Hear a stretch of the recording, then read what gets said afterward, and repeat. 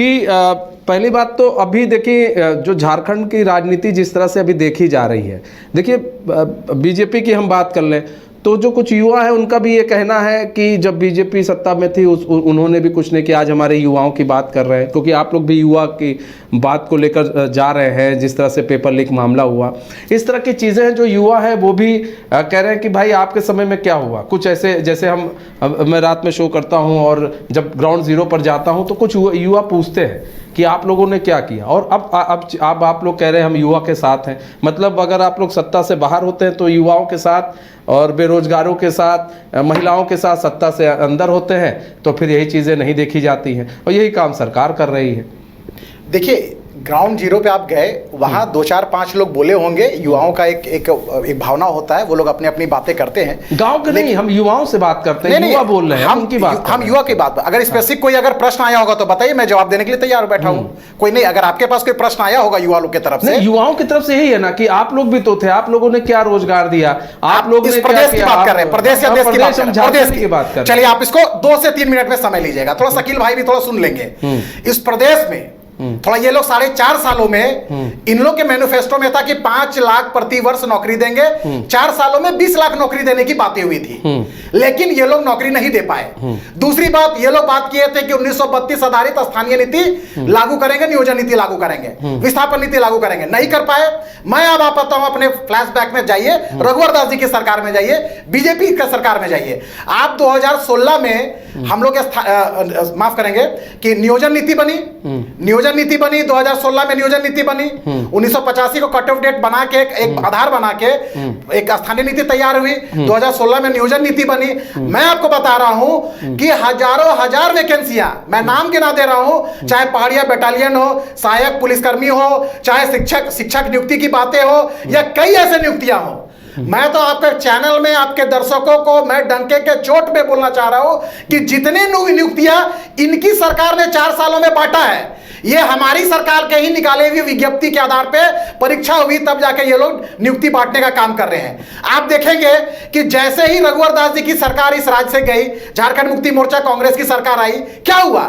जो बीजेपी ने जिनको नियुक्ति पत्र बांटा था, उन सभी को नियुक्ति उनको रद्द करने के लिए इन लोग सुप्रीम कोर्ट तक गए, मांगे वकील रखकर उन सभी नियुक्ति को अवैध घोषित करने के लिए। मैं तो धन्यवाद देना चाहूंगा राज्य के हजारों युवाओं को, हजारों अभ्यर्थियों को, जिन्होंने अपने पॉकेट के पैसे से खर्च करके लड़ के सुप्रीम कोर्ट से अपने पक्ष में डिग्री कराया।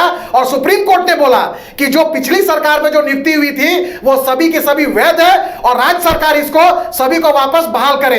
तब जाकर ये राज्य सरकार हेमंत सोरेन जी ने बड़े बड़े कटआउट लगाकर शिक्षकों को नियुक्ति बांटने का काम किया। ये लोग हम लोग से बात करेंगे कि नियुक्तियां कैसी होती है। ये लोग तो मोराबादी मैदान में सहायक पुलिसकर्मी जब उग्रवाद इलाके से रघुवर दास जी ने, बीजेपी सरकार ने उग्रवाद इलाकों से युवाओं को मुख्य धारा में लाने के लिए सहायक पुलिसकर्मी में हजारों हजार नियुक्तियां की थी, उनको इनकी सरकार ने आकर उनको सभी को अवैध कर दिया। जब मोराबादी मैदान में लोग मांगने के लिए धरना दे रहे थे, प्रदर्शन कर रहे थे, तो इनकी सरकार ने उनके ऊपर लाठीचार्ज किया।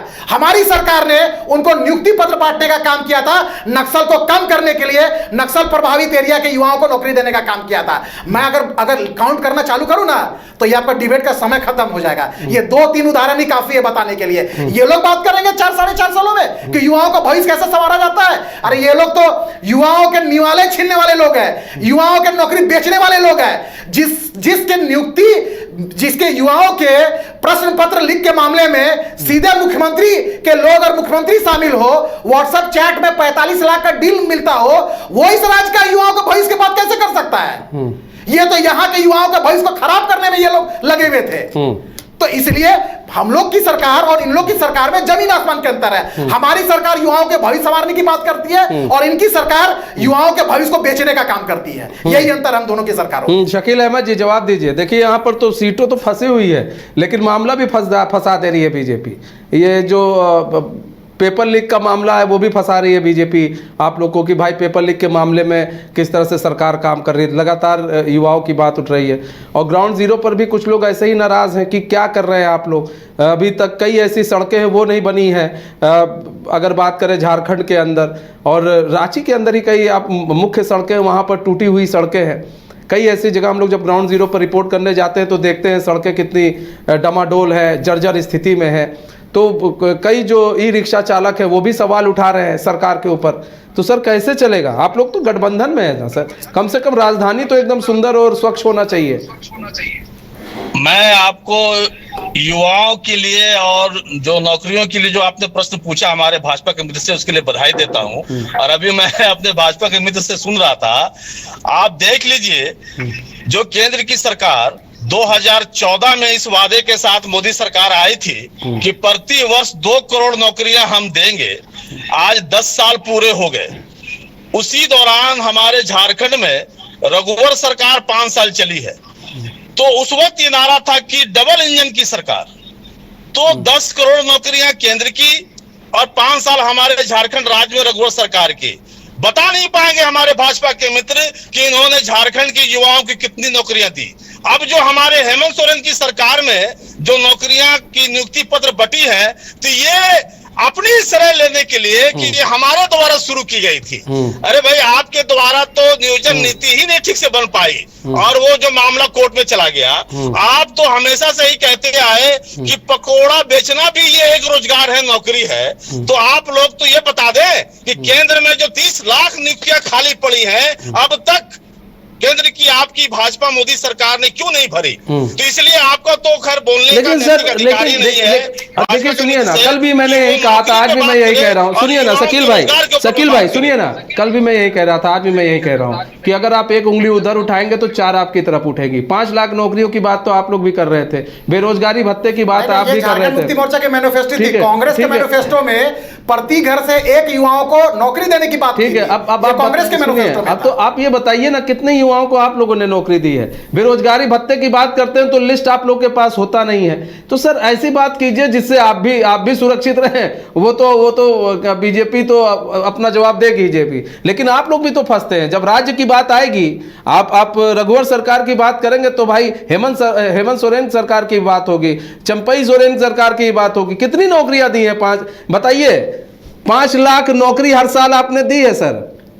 शकील भाई, आपने देखा ही होगा कि जगह जगह ये लोग बिजनेस सबमिट कर रहे थे, उद्योगपतियों को बुला करके आर्टिफिशियल नीति उड़ा रहे थे युवाओं को। तो इसलिए मैं कहूंगा कि जहां तक बात है हमारी जो सरकार चल रही है, हेमंत सोरेन की जब तक सरकार थी और अभी चंपई सोरेन की सरकार है, आपने देखा होगा कि किस तरीके से कम समय में भी हम लोगों ने युवाओं को रोजगार और नियुक्ति देने के लिए प्रयास किया है।